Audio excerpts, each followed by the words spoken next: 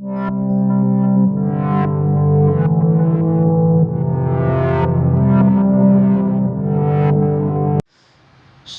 warahmatullahi wabarakatuh. Alhamdulillahirrabbilalamin. Puji syukur kita haturkan kepada Allah Subhanahu wa taala yang telah memberikan rahmat serta karunia-Nya kepada kita semua. Kemudian tidak lupa sholawat serta salam kita haturkan kepada junjungan alam Nabi besar Muhammad sallallahu alaihi wasallam yang telah membawa kita dari zaman kegelapan menuju zaman yang terang benderang, yaitu dinul Islam. Baiklah, untuk mengawali presentasi kelompok kami dan pembelajaran kita, marilah kita sama-sama membaca dengan sama-sama melafazkan al-basmalah. Bismillahirrahmanirrahim. Baiklah teman-teman, saya perwakilan dari kelompok 3 dan sekaligus sebagai moderator akan menjelaskan bahwa kami dari kelompok 3 saat ini nanti akan menjelaskan terkait materi tentang strategi pembelajaran matematika. Jadi nanti pemaparan materi akan dipaparkan oleh rekan-rekan saya dan juga saya. Jadi saya nanti akan membawakan materi pertama, kemudian materi selanjutnya akan dibawakan oleh rekan-rekan saya selanjutnya. Jadi langsung saja, materi pertama adalah pengertian strategi pembelajaran matematika. Jadi kita harus tahu dulu nih, apa sih pengertian strategi pembelajaran matematika itu? Jadi strategi pembelajaran dapat diartikan sebagai suatu perencanaan yang berisi tentang rangkaian kegiatan yang didesain untuk mencapai tujuan pendidikan tertentu. Jadi ada suatu target atau tujuan yang ingin kita capai gitu, maksud dari strategi pembelajaran. Kemudian jadi bagaimana sih, apa sih arti dari strategi pembelajaran matematika itu sendiri? Jadi dapat kita ambil atau dapat kita definisikan dari pengertian tadi, bahwasannya strategi pembelajaran matematika adalah upaya pendidik dalam mengorganisasikan, atau kan kita tahu mengatur lah, baik dalam merencanakan berupa penggunaan pendekatan, kemudian metode dan sumber daya pembelajaran yang berdasarkan karakteristik siswa, maupun dalam mengembangkan, kemudian menilai dan merevisi material pembelajaran matematika yang sengaja dirancang untuk mencapai tujuan pembelajaran matematika yang efektif. Jadi itu yang dapat saya sampaikan pengertian dari strategi pembelajaran matematika. Lanjut ke materi selanjutnya akan dijelaskan oleh rekan-rekan saya. Bagi rekan-rekan saya dipersilahkan. Baik, bismillahirrahmanirrahim. Assalamualaikum warahmatullahi wabarakatuh. Terima kasih kepada moderator yang telah memberikan saya kesempatan. Di sini saya akan membahas poin pertama dari pembahasan di makalah kami, yaitu poin A, strategi yang umum dipakai pada pengajaran matematika. Di sini ada 2 poin.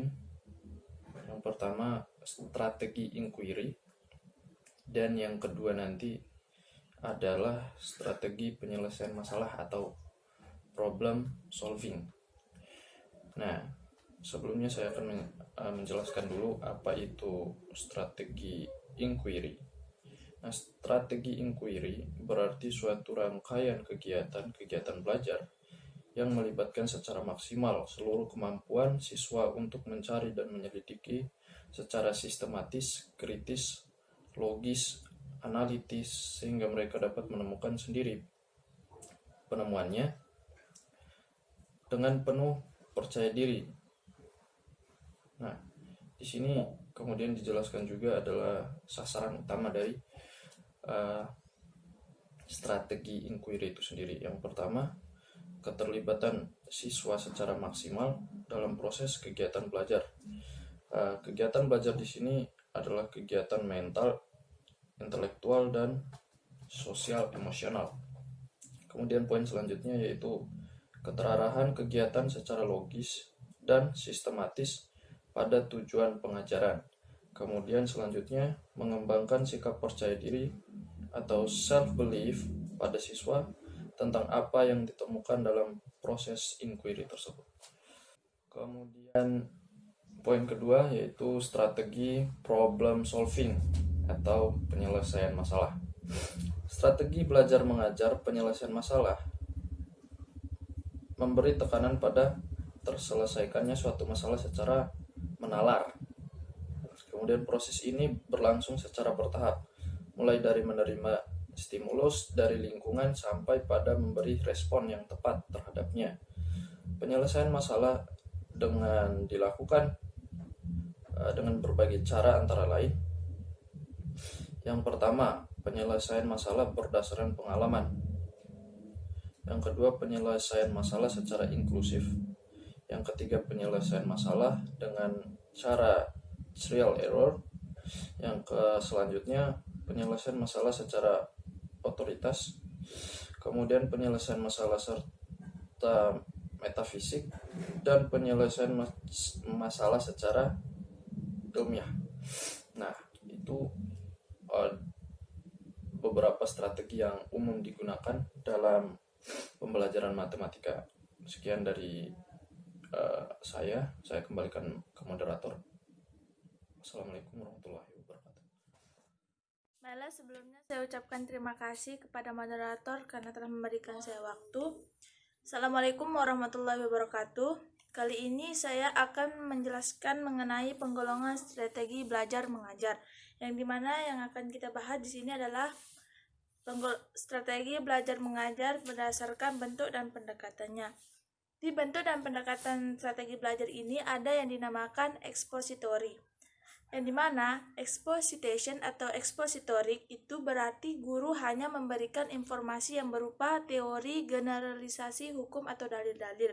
Di sini guru boleh memilih metode ceramah, yang dimana pada metode ceramah ini ia hanya menyampaikan pesan berturut-turut atau menyampaikan materi saja kepada siswanya dan siswanya menyenangkan.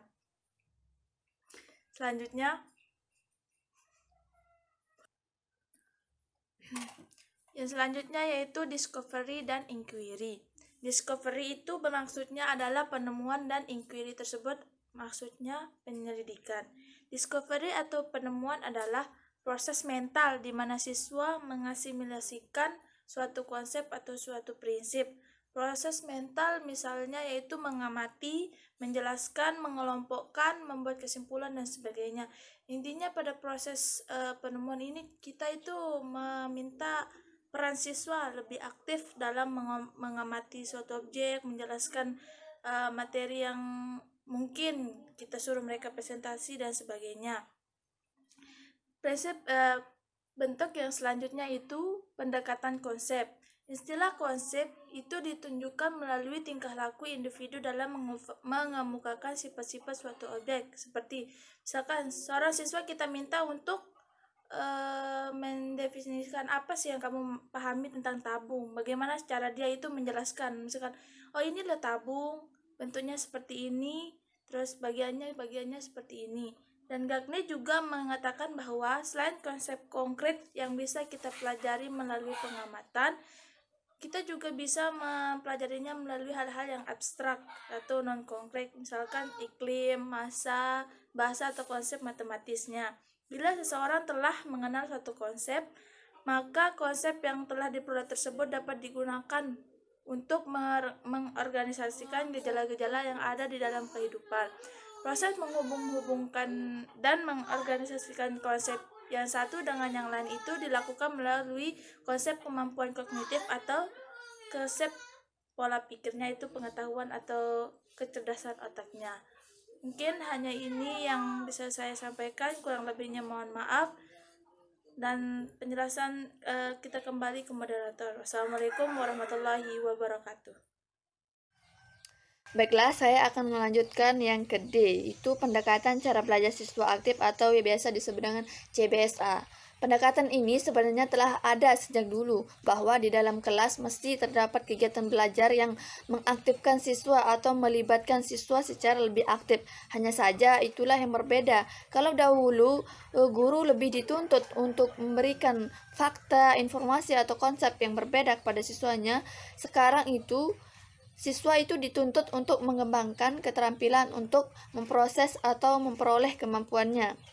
Siswa pada hakikatnya memiliki potensi atau kemampuan yang belum terbentuk secara jelas, maka gurulah yang wajib membimbing serta merangsang agar mereka mampu menampilkan potensi itu meskipun dengan cara yang sederhana.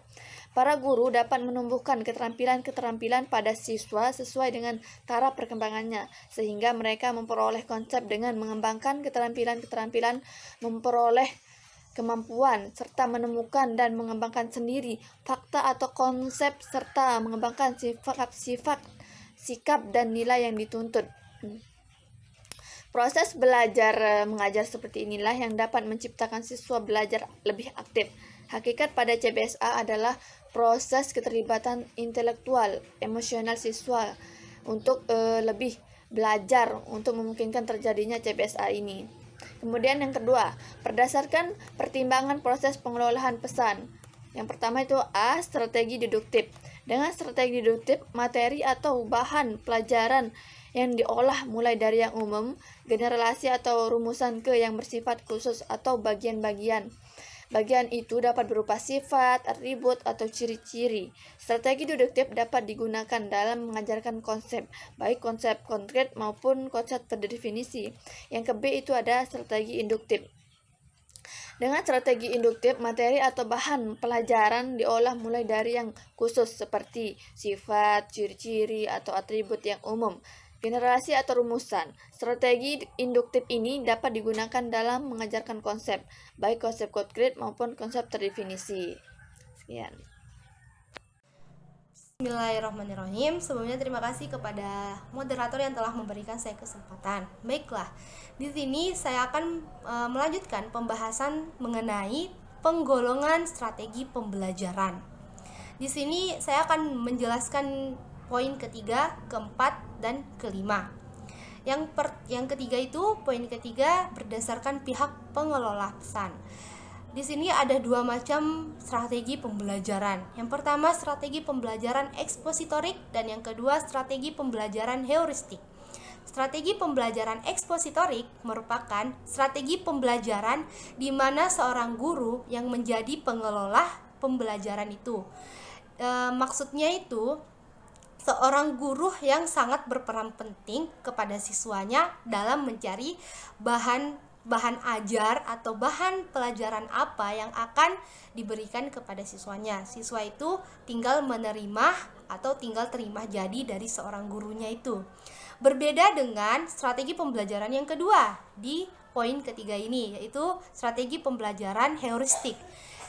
Strategi pembelajaran heuristik ini merupakan strategi pembelajaran yang sangat melibatkan kekreatifan atau keaktifan seorang siswa.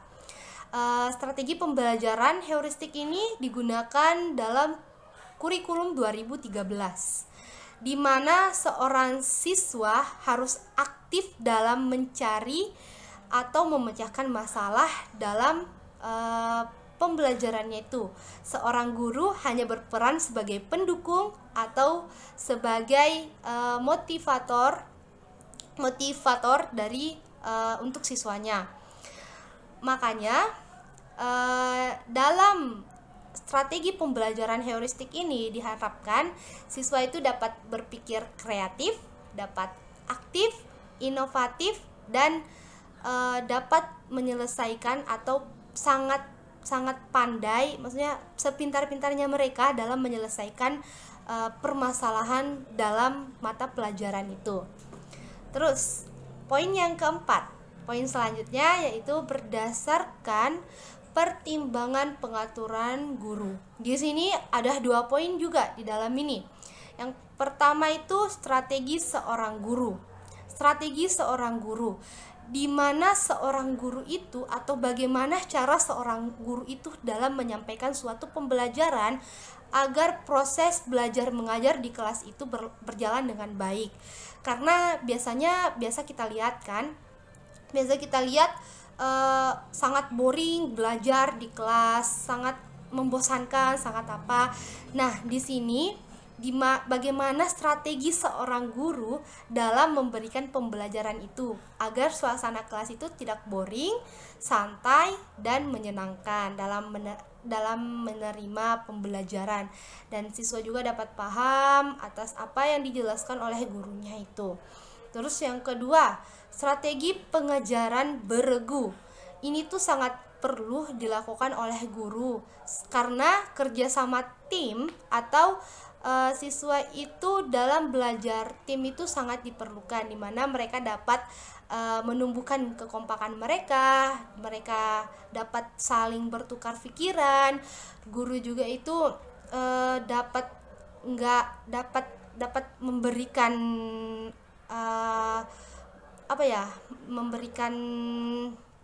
memberikan sesuatu yang baru kepada siswanya dengan pembelajaran yang beregu. Ada efek dari pembelajaran beregunya itu. Terus poin yang kelima, yaitu atas dasar pertimbangan jumlah siswa. Karena dapat kita ketahui, jumlah siswa di setiap sekolah itu berbeda-beda. Ada kalanya jumlah siswanya itu banyak, ada kalanya jumlah siswanya itu sedikit. Jadi bagaimana cara kita dalam mengatasi jika misalkan jumlah siswa kita itu sedikit? Apakah kita akan menggunakan strategi pembelajaran yang seperti ini? Apakah kita akan menggunakan strategi pembelajaran seperti ini? Jadinya atas dasar pertimbangan jumlah siswa itu yang perlu diperhatikan adalah strategi pembelajaran klasikal. Misalkan ini tuh semacam strategi pembelajaran yang berpasangan atau memerlukan kekompakan berpasangan, maksudnya kekompakan bersama teman sebangku aja gitu. Terus yang kedua, strategi kelompok kecil. Di sini tuh dapat kita bentuk kelompok-kelompok belajar kecil. Misalkan di luar nih, siswa itu dapat membentuk, nggak hanya di kelas kita dapat membentuk kelompok belajar, tapi di luar juga bisa untuk menyelesaikan tugas-tugas rumah misalkan. Yang terakhir, strategi individual. Strategi individual ini kembali kepada kita sendiri, kembali kepada siswanya sendiri. Bagaimana dalam mengelola, bagaimana cara belajar siswa itu, bagaimana cara seorang siswa dalam menangani pembelajarannya, misalkan tugas-tugas rumahnya. Nah, itu kembali ke diri mereka masing-masing, kembali ke diri kita sendiri sebagai siswa. Pandai-pandai kita mengatur atau pandai-pandai kita belajar, bagaimana cara kita belajar. Mungkin hanya 3 poin itu yang dapat saya sampaikan, poin ketiga, poin keempat, dan poin kelima, dan akan dilanjutkan kepada teman saya. Sekian penjelasan dari saya, lebih kurangnya mohon dimaafkan. Assalamualaikum warahmatullahi wabarakatuh. Baik, yang keenam, atas dasar pertimbangan interaksi guru kepada siswa. Interaksi guru dengan siswa dibagi menjadi 2. Yang pertama, strategi tatap muka.